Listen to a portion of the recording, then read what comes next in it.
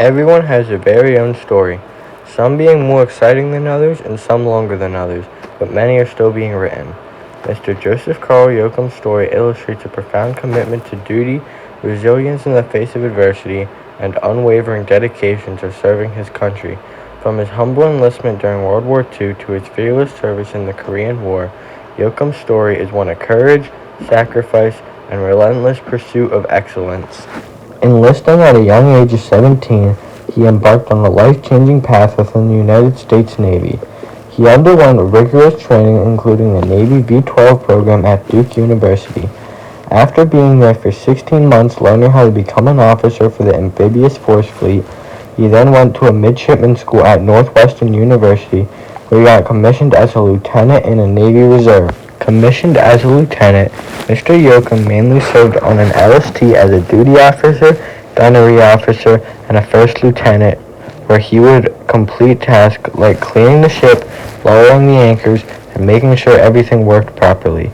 On this LST, Mr. Yochum traveled to the Philippine Islands, where he would chase down ships all the way to Okinawa, as well as other parts of Japan. One of the many struggles that Mr. Yochum had to face while on board the LST was maneuvering. Being at sea in an LST is like floating downstream in a bathtub because it has a very low draft of about 6 feet, and we hit some very high winds and some very high seas, maybe 10, 15-foot waves or more, and winds of over 75 miles an hour.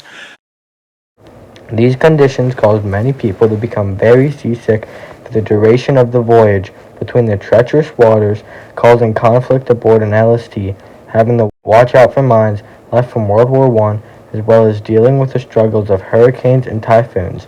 Mr. Yochum's journey saw him soar to new heights as a pilot, flying various aircraft such as the PBM patrol bomber. After World War II concluded, Mr. Yochum felt like it was time to leave the service, but his service wasn't over yet, because after leaving the Navy a few years later in 1949, Mr. Yochum rejoined on the exception that he could live out his dream of being an aviator.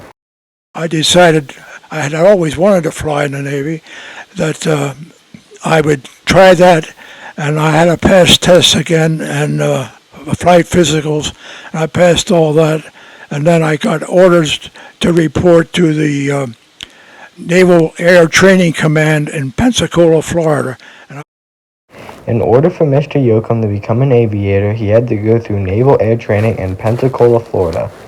Once he made it to Pensacola in early September, he started his basic flight training. Flight training started with his 2 feet firmly planted on the ground.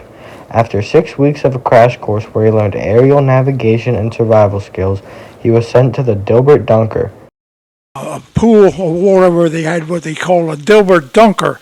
It was the fuselage of an airplane set on a ramp, and you would get in there with your parachute on and put on your harness, and then they would release it. The ramp, the cockpit would slide down the ramp, hit the water, turn upside down, and now you had to get out.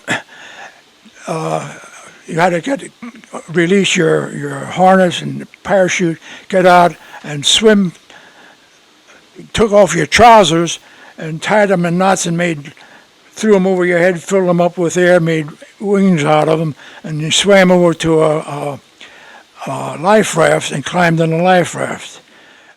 After he completed his survival training, he had one final test.